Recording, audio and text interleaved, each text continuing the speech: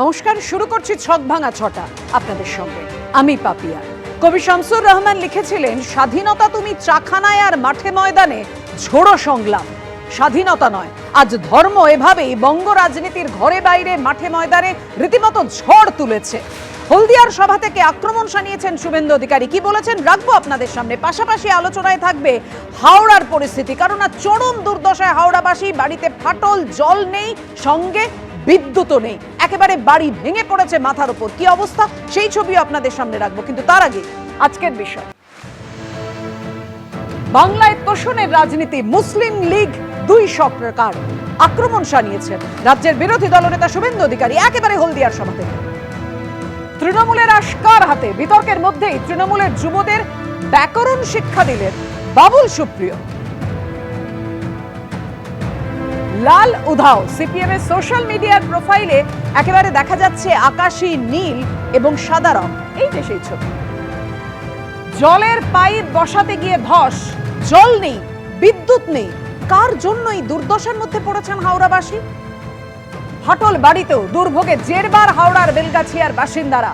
যাও বা বাড়িতে ফাটল ছিল, একেবারে এক ঝটকায় সেই বাড়ির ছাদ ভেঙে পড়লো মাঠের ওপর।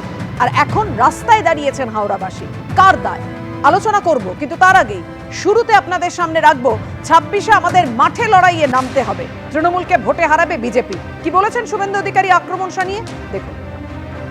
পুলিশগুলোর নাম লিখে রাখুন।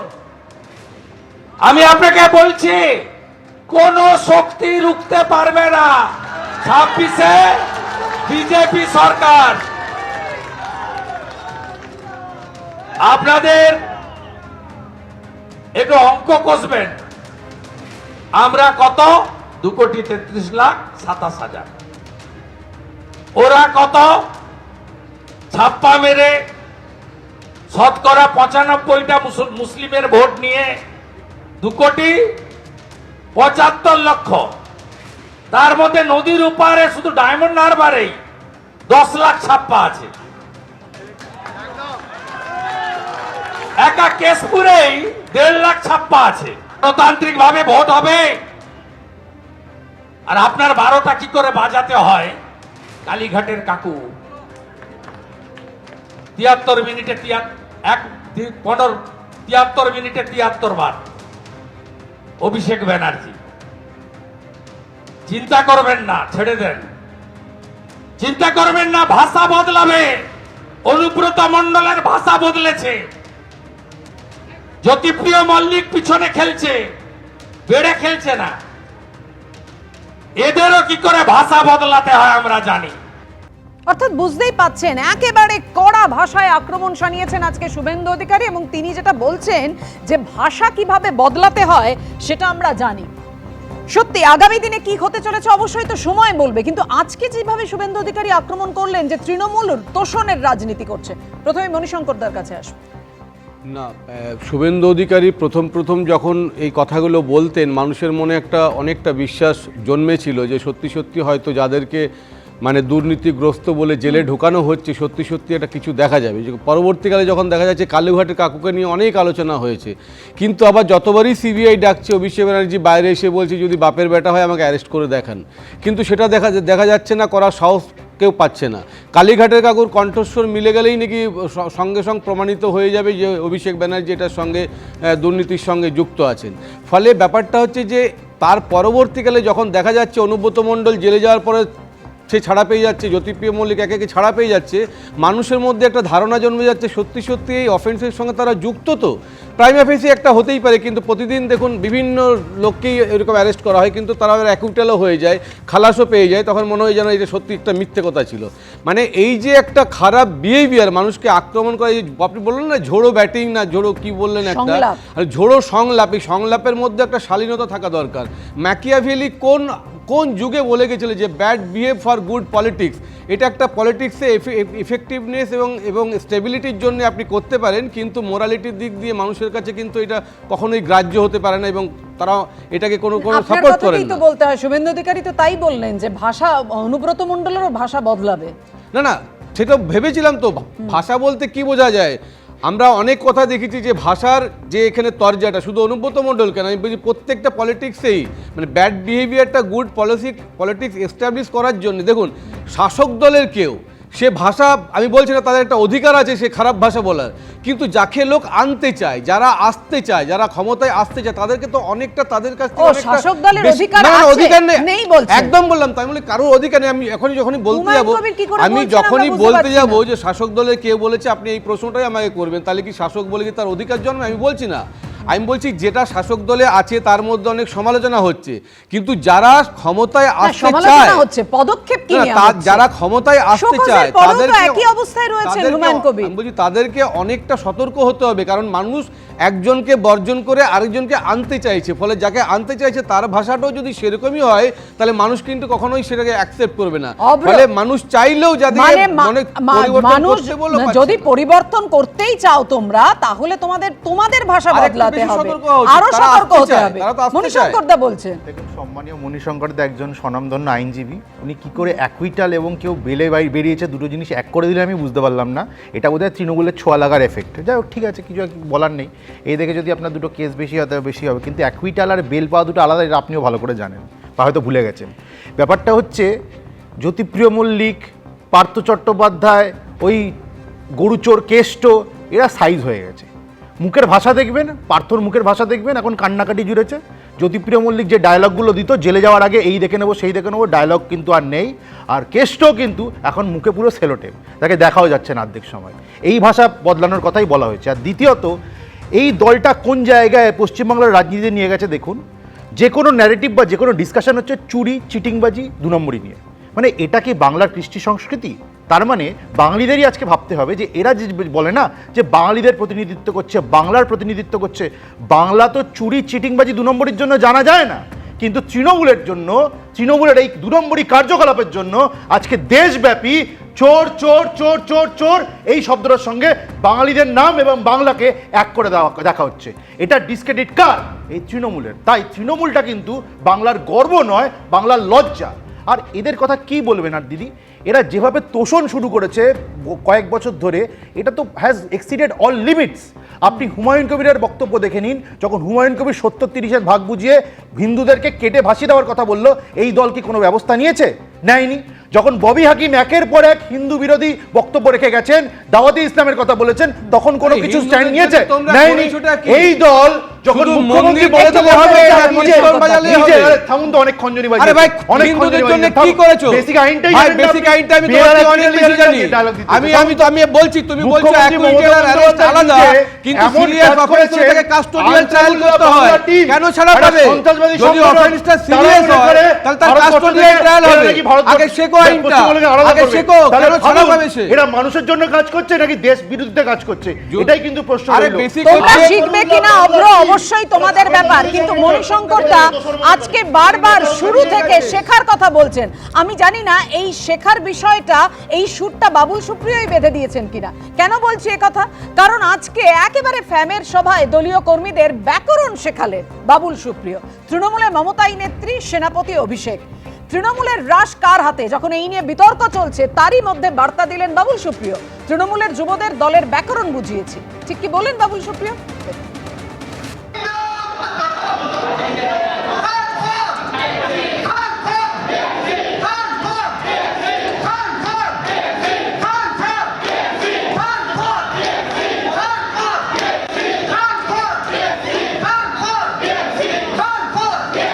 পোস্টারেও সেটা দেখা যাচ্ছে। এবিসিডি যে কোনো পার্টির, সেটা হচ্ছে যে লড়াইয়ের নেত্রী মমতা ব্যানার্জি, সেনাপতি অভিষেক ব্যানার্জি। সেনাপতিকে নিযুক্ত করেছেন বা ওনার হাতে বেটন তুলে দিয়েছেন নেত্রী মমতা ব্যানার্জি। তো সেটাই ইয়াংস্টারদের বলে উদ্বুদ্ধ করা, এর মধ্যে আর অন্য কিছু আমার মনে হয় দেখা উচিত না, অন্য কিছু ছিল না। আমি অন্তত সেরকম কিছু মিন করিনি। না না না না, আমি দেখুন, আমি বিতর্ক ভয় পাই না। আমার যেটা মনে হয় আমি পরিষ্কার বলি, আমি বিতর্কের ভয় পাই না। আমার ইয়াংস্টার সবাই, তো আমার মনে হয় যে টিমটা আসল, টিম হচ্ছে মোস্ট ইম্পর্ট্যান্ট থিং। সেখানে টিমে ক্যাপ্টেন, ভাইস ক্যাপ্টেন সবাই থাকে। তো যেটা টিমের ব্যাকরণ তার বাইরে তো আমি কিছু বলিনি, এমন কিছু যেটা টিমের ব্যাকরণ সেটাই বলেছি যে আমাদের দলের নেত্রীকে মমতা ব্যানার্জি আবার কি, আপনাদের কোনো দ্বিমত আছে? নেই তো। আমাদের দলের সেনাপতিকে অভিষেক ব্যানার্জি আবার কে, কোনো দ্বিমত আছে? আমাদের পার্টিকে তৃণমূল কংগ্রেস আবার কে, কোনো দ্বিমত নেই। আমি যেটা বলেছি সেটা খুব স্পষ্ট ভাষায় বলেছি। একেবারে এখান থেকে আমি সৌম্যদার কাছে আসবো। সৌম্যদা, যদি কোনো দ্বিমত না থাকে তাহলে বারবার বোঝাতে হচ্ছে কেন, বারবার মাঠে নেমে এটা শেখাতে হচ্ছে কেন যে তৃণমূলে কে নেত্রী আর কে সেনাপতি? এটার মূল কারণটা তৃণমূল ক্ষেত্রে চেষ্টা করে নিজেদের দলের কিছু দ্বন্দ্বের বিষয়গুলিকে সামনে আনতে এবং একটা শুভময়দা, আমরা আবার যোগাযোগ স্থাপন করার চেষ্টা করছি আপনার সঙ্গে, কেননা কথাগুলো স্পষ্টভাবে আমাদের কাছে এসে পৌঁছচ্ছে না। আমি মণিশঙ্করদার কাছে আসবো, তারপর দেবাশিস দা আসবো। আমি বলছি যে তৃণমূল কংগ্রেস সে তো কংগ্রেসি ঘরানার একটা, আপনি দেখবেন যে কংগ্রেসি ঘরানা একটু বলতে দিতে হবে না, না কেন এই পাঠ শেখানোর প্রয়োজন পড়ছে? ব্যাকরণ শেখাচ্ছেন তো বলছেন, মণিশঙ্করদার কাছে কি ব্যাখ্যা একটু শুনে নি। নিশ্চয়ই মনে থাকবে তোমাদের যে কংগ্রেসি ঘরানায় যখন কাউকে জিজ্ঞেস করতো তুমি কার লোক, বলতো আমি সোমেনের লোক, তুমি কার লোক, আমি সুব্রতর লোক, কার লোক, অজিত পাঁচ, কেউ বলতো না আমি কংগ্রেস করি। ফলে এইটা একটা কংগ্রেসি ঘরানা। ফলে তৃণমূলের যেই থাক না কেন, যাকেই অধিনায়ক বা সর্বাধিনায়ক বা সেনাপতি যাই বলো না কেন, সেটা তো বিজেপির কেউ নয় বা সিপিএম এর কেউ নয় বা অন্য কারো পার্টির, সে তো তৃণমূলের মধ্যেই কেউ।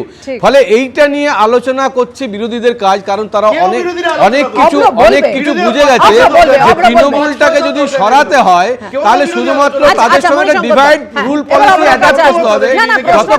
তাহলে প্রথমে অভিষেকের ছবি দিয়ে রাতারাতি আবার মমতা বন্দ্যোপাধ্যায়ের ছবি সর্বাধিনায়িকা বলে দিতে হলো কেন?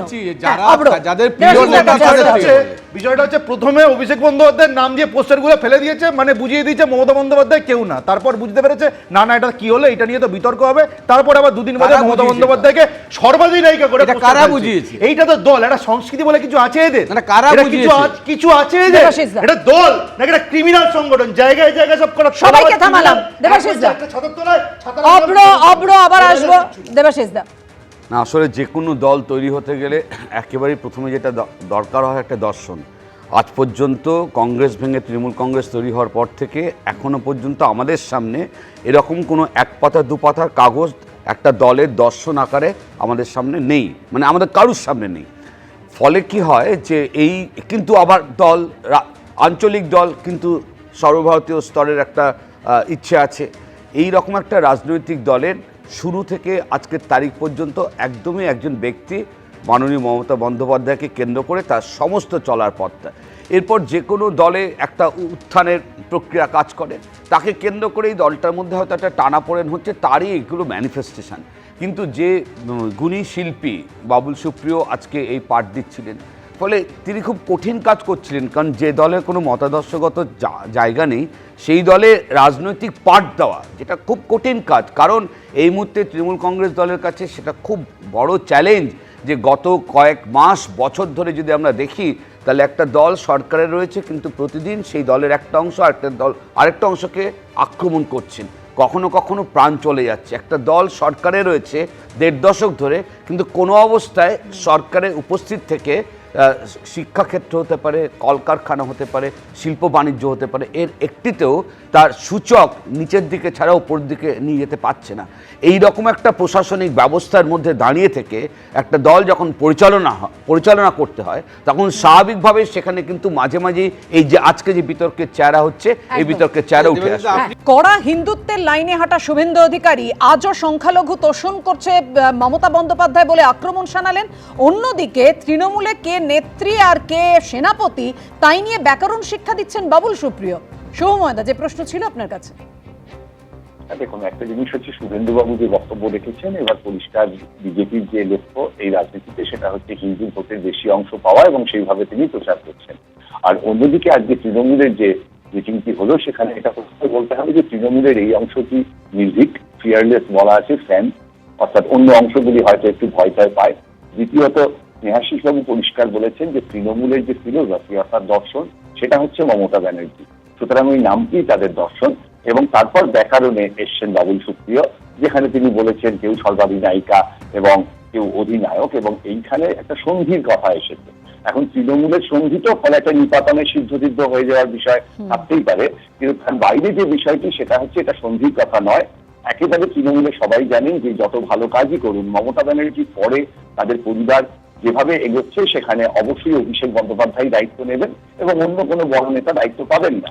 ফলে সেই জায়গায় এই দ্বন্দ্বটি যদি সামনে রাখা যায় তাহলে মমতা বন্দ্যোপাধ্যায়ের সঙ্গে সঙ্গে অভিষেক বন্দ্যোপাধ্যায়ের মুক্তিও একেবারে সামনে থাকবে এবং এই ধরনের একটা দ্বান্দ্বিক পরিস্থিতির সৃষ্টি হলে জনমানুষের প্রচারের জায়গাটা অনেকটা পরিষ্কার হয়। তৃণমূল কংগ্রেস যে ধরনের দল সেটা ব্যাকরণ ভিত্তিক বা সাংগঠনিক নয়, ফলে তাদের ক্ষেত্রে এই ধরনের দ্বন্দ্ব থাকে, কংগ্রেসেও ছিল। এই ধরনের দ্বন্দ্ব সামনে বেরিয়ে এলে তৃণমূল কংগ্রেসের মতো দলের ভোট কমে না, ফলে এক্ষেত্রে তাদের কোনো অসুবিধাই নেই। পুরোপুরি এটি তৃণমূল কংগ্রেসের একটি রাজনৈতিক কৌশল বলেই আমার মনে হয়। অর্থাৎ তৃণমূলের রাজনৈতিক কৌশল একেবারে এই দ্বন্দ্ব তৈরি করাটা, সর্বাধিনায়িকা আর সর্বাধিনায়ক এই নিয়ে, অর্থাৎ মমতা অভিষেক দ্বন্দ্ব নিয়ে, যখন তৃণমূল বলছে না এটা পুরোপুরি জল্পনা এবং সেই জল্পনা ছড়াচ্ছে হচ্ছে বিরোধীরা।